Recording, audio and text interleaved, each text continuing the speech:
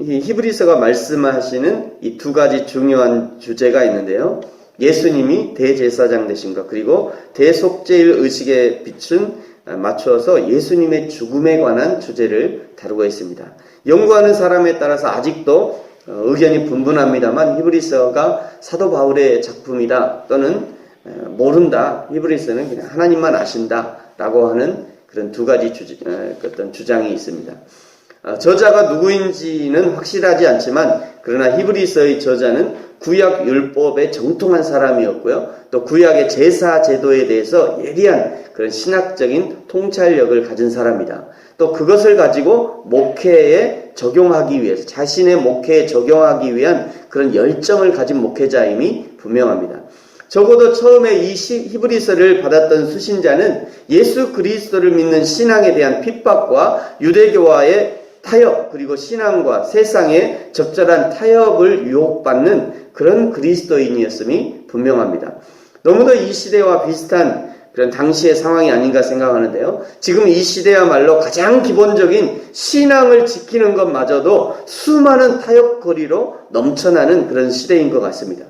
교회에서도 원색적인 복음보다는 미사옥으로 포장된 복음이 홍수를 이루는 시대이고요. 복음을 선포하는 사역에 집중하는 것은 왠지 고리타분한 그런 교회로 여겨져 버리는 그런 시대가 아닌가 생각합니다.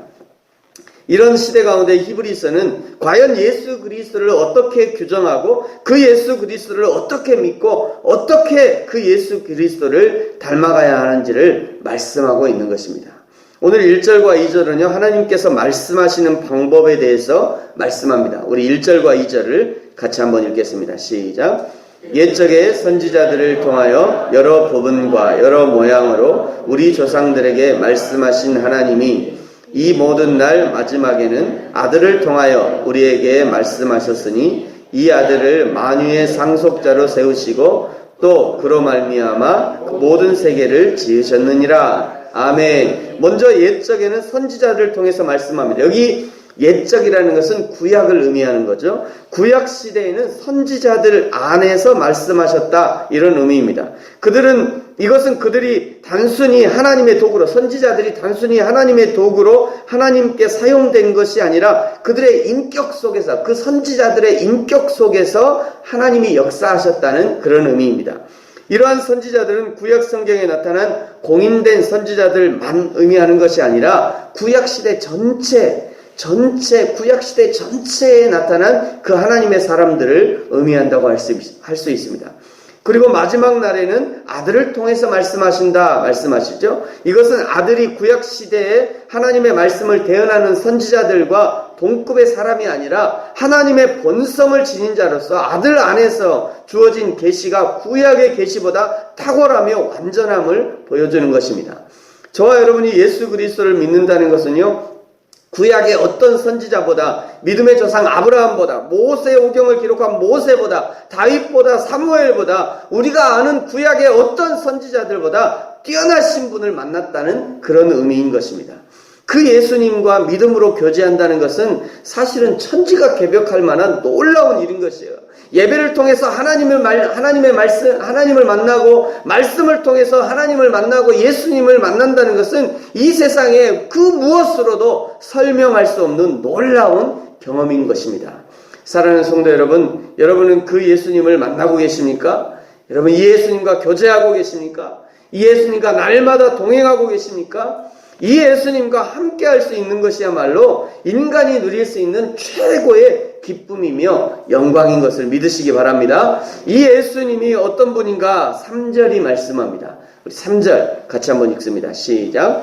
이는 하나님의 영광의 광채시요 그 본체의 형상이시라. 그의 능력의 말씀으로 만물을 붙드시며 죄를 정결하게 하는 일을 하시고 높은 곳에 계신 지극히 크신 이의 우편에 앉으셨느니라. 아멘. 2절의 마지막에 보면 그로 말미암아 예수 그리스도로 말미암아 모든 세계를 지으셨다. 예수님이 창조주이셨다는 것을 나타내는 것이죠. 3절 예수님은 하나님의 영광의 광채이십니다. 예수님이 곧 빛이시며 빛과 그와 함께 동시에 빛을 반사하는 반사체라는 그런 의미이죠. 예수님은 하나님 자신이시며 동시에 성부 하나님의 빛을 있는 그대로 반사하는 분이십니다. 그러므로 예수님이 나를 본 자는 하나님을 보았다라고 하는 말이 바로 이런 의미인 것이죠. 예수님을 통해서 하나님을 알 수 있고 예수님을 만난 사람은 하나님을 만난 사람인 것입니다.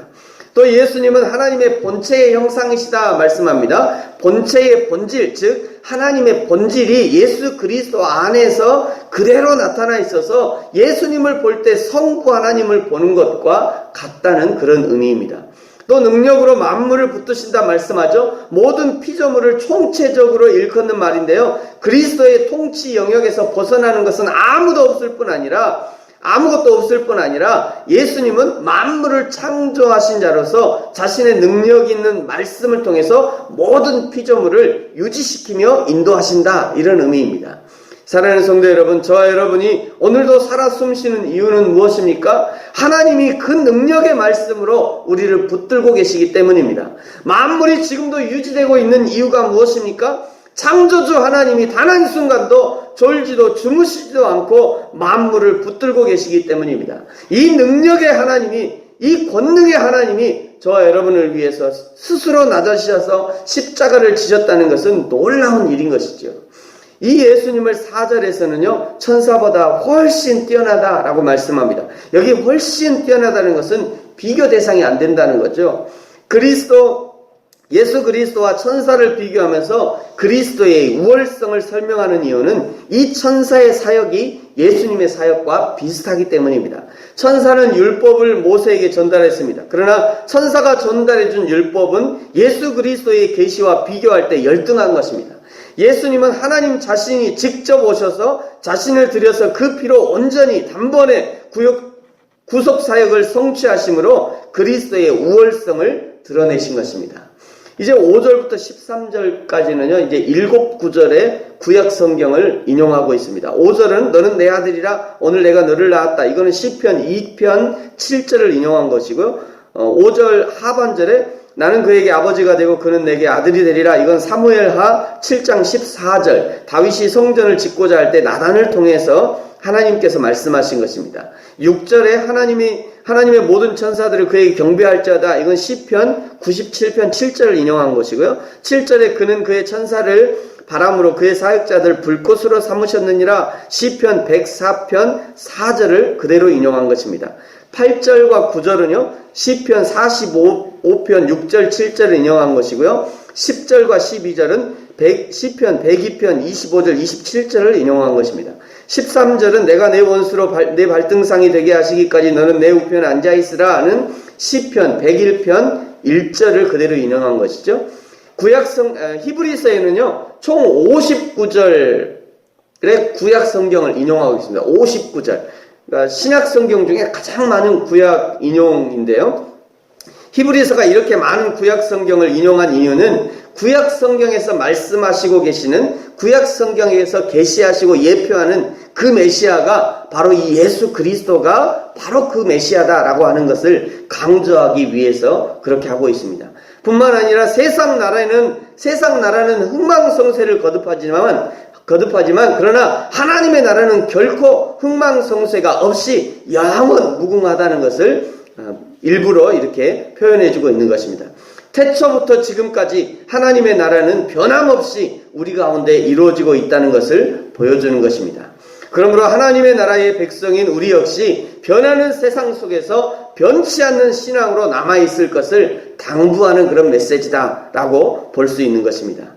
말씀 마치겠습니다. 사랑하는 성도 여러분, 저와 여러분의 신앙은 어떤 신앙입니까? 상황과 형편 그리고 외부 조건에 따라 변하는 신앙입니까? 아니면 변치 않는 말씀과 같이 변치 않는 신앙을 유지하고 계십니까? 날마다 선지자보다 뛰어나신 예수 그리스도, 천사보다 뛰어나신 예수 그리스도께 붙들려 변치 않는 신앙으로 하나님을 기쁘시게 하는 저와 여러분이 되어지기를 예수님의 이름으로 축복합니다. 기도하겠습니다.